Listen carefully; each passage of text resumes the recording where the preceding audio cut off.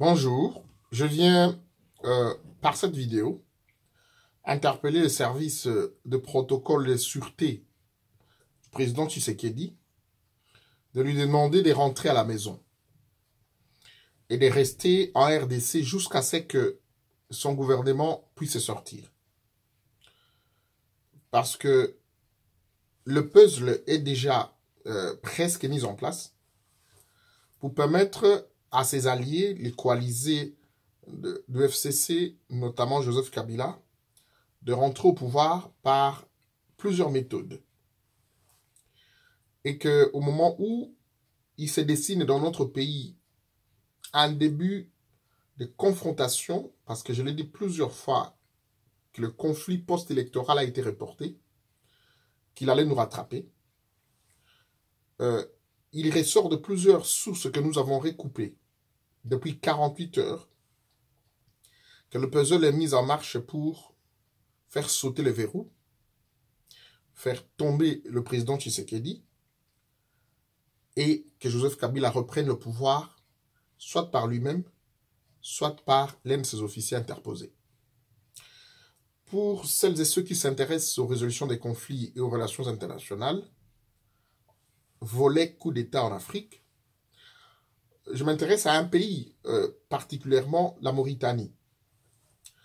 En 2005, le président Oultaya allait à Riyad pour assister aux obsèques du roi Hafad.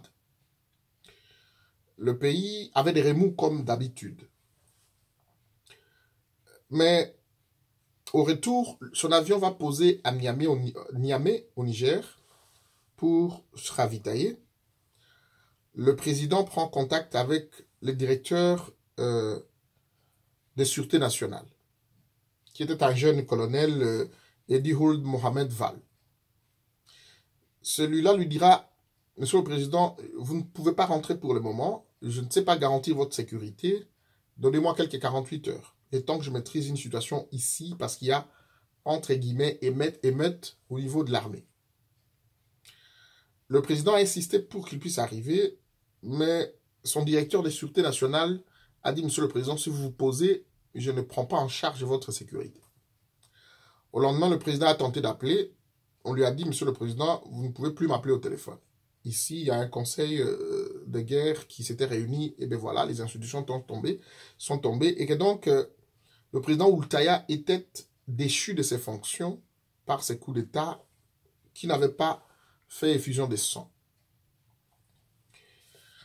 Les affrontements qu'il y a entre les militants de l'UDPS et la milice du FCC, principalement celle du PPRD, consécutivement au puzzle, à la machine que Kabila est en train de mettre en place pour faire sauter son allié, en fait, celui qui l'a protégé jusqu'ici, nous montre que si nous allons comme ça, nous tendons vers une guerre civile, une confrontation entre les populations. Et ça, c'est savamment travaillé à partir des Kingakati. Je ne sais pas si au sein de l'UDPS, les gens voient venir cette affaire. Depuis 48 heures, nous sommes en train de recouper avec nos collègues énormément d'informations et tout porte à croire que le président Tshisekedi pourra être déchu de ses fonctions. C'est prétentieux de ma part, beaucoup diront c'est prétentieux de le dire. Beaucoup diront, ben voilà, il revient encore avec un numéro. Mais pour celles et ceux qui sont dedans, qui savent comment ça fonctionne, les choses sont dans ce sens-là. Et que de mon point de vue, le président de la République doit rentrer au pays, reporter tous ses agendas, revoir ses agendas, reporter ses voyages et travailler pour la sortie du gouvernement. Il y a quelques mois, sinon 1 an et demi, ou 2 ans tout au plus, je vous avais fait une vidéo où je vous ai expliqué clairement la mission de certains jeunes du PPRD à Bujumbura. Ces jeunes sont allés apprendre auprès de la jeunesse de Pierre Nkurunziza qu'on appelle Imbonerakure, que vous savez qui ont commis énormément de crimes au Burundi. Comment on peut mener une guerre en ville, une confrontation en ville. et ces jeunes sont rentrés.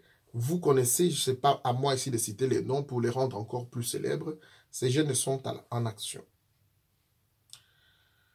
Profitant de la faiblesse, de la brutalité, il faut le souligner, des membres de l'UDPS qui au-delà de la perte de leur leader, du pouvoir qu'ils ont parce qu'ils sont au pouvoir, mais ils ne le voient pas concrètement à cause des machinations de Kabila et de sa famille politique, ils sont en colère et par ricochet des propos tenus par la présidente de l'Assemblée nationale et des différents députés du FCC, leurs alliés, a poussé l'UDPS, une fois de plus, à des scènes de violence, à la colère et aux scènes de violence. Si c'est la loi de la karma qui s'applique, cause et effet, je ne peux pas cautionner la violence. Mais je la constate. Une série d'invalidations intervient. Kabila, qui a obtenu une majorité absolue, qui s'apprête à venir personnellement au Sénat, a renforcé la majorité à l'Assemblée nationale, de sorte qu'aujourd'hui, elle passe d'une majorité absolue à une majorité totale, sinon une Assemblée nationale unicolore. Je reviens à ce que je vous avais dit il y a quelques mois. Je vous avais parlé des élections dans un aquarium. J'ai dit, si un poisson dans un aquarium se croit en liberté, il se trompe. Je tourne envers l'opposition pour lui dire, il faut assumer et ne pas pleurnicher. Parce que nous avons dit au départ que les griefs étaient suffisants. Le peuple était déterminé pour affronter Kabila, le faire quitter le pouvoir, soit le traduire devant des cours et tribunaux ou le chasser du pouvoir. Mais il s'est avéré que les leaders de l'opposition nous ont convaincus qu'avec ou sans machine à voter, ils pouvaient maîtriser Kabila et les chasser du pouvoir. Tout porte à croire aujourd'hui, et je n'aime pas me donner raison, mais les faits me donnent raison, que la crise que Kabila qu'on a tenté chasser revient en force, parce qu'il n'est carrément pas parti. Il a quitté le palais de la nation sans perdre le pouvoir. Ce que je vous dis aujourd'hui, le coup d'État qui peut intervenir en tout moment d'une façon ou d'une autre par des officiers kabilo-compatibles qui sont à Kinshasa, au cabinet du chef de l'État, c'est eux, le chef d'état-major général, envers qui je n'ai aucun problème, c'est un kabiliste, le conseiller spécial du chef de l'État, même s'il est de la région natale du chef de l'État actuel, mais tout ce qu'il a gagné, c'est de la part de Joseph Kabila. Les directeurs des cabinets, je vais revenir dans ce chapitre sur Caméré, tous ceux qui entourent le président Tshisekedi ne sont pas les formés ou les gens de la génération Tshisekedi. Ceux qui ont mené avec lui la lutte. Donc en tout moment, Tshisekedi est fragile. Donc je parlais de l'opposition pour dire, nous vous avons dit, la Cour constitutionnelle, le processus, Joseph Kabila n'est pas un produit de la démocratie. C'est quelqu'un qui a pris le pouvoir de la manière peu démocratique. Il n'attend pas quitter le pouvoir démocratiquement. Il revient aujourd'hui, si la coalition Cash et Lamuka a échoué, je conseille au président Tshisekedi, au bon sens des patrons de Lamuka, de faire maintenant la coalition populaire. Cash et Lamuka et chasser Kabila du pouvoir, avant que les choses ne soient trop tard. Et activer sur l'article 64 de la Constitution. Ce n'est pas de la manière où je vois saucissonner les activités. Les 11, nous allons faire ceci. On me dira, mais Timothée, tu as 8000 km, tu donnes des ordres. Non, je donne des conseils comme analyste. Au Soudan, en Algérie, que ce soit, je veux dire, en Tunisie, les gens ne font pas des meetings de façon sporadique. On sort dans la rue une fois pour toutes et les choses s'organisent de façon instantanée et automatique.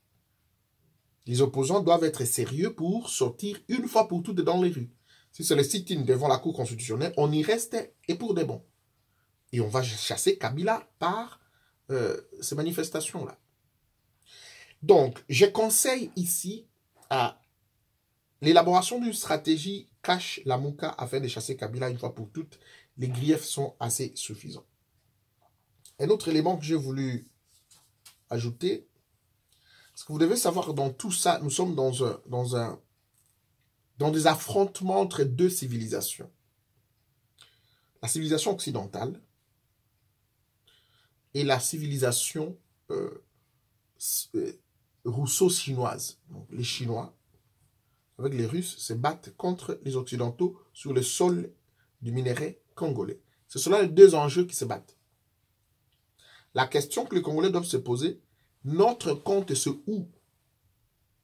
C'est ainsi que je reviens ici pour dire, mesdames, messieurs de la Mouka, les erreurs que vous avez commises. Vous vous rappelez de ma vidéo où j'ai dit il faut coaliser, mutualiser vos forces maintenant. Si nous n'avons... La Mouka était revenue de ses sentiments pour aller aux élections avec la machine à voter alors qu'elle l'a refusé. J'ai estimé à ce moment-là qu'il fallait déjà coaliser. Si la machine n'était plus un problème, il fallait coaliser les forces ensemble.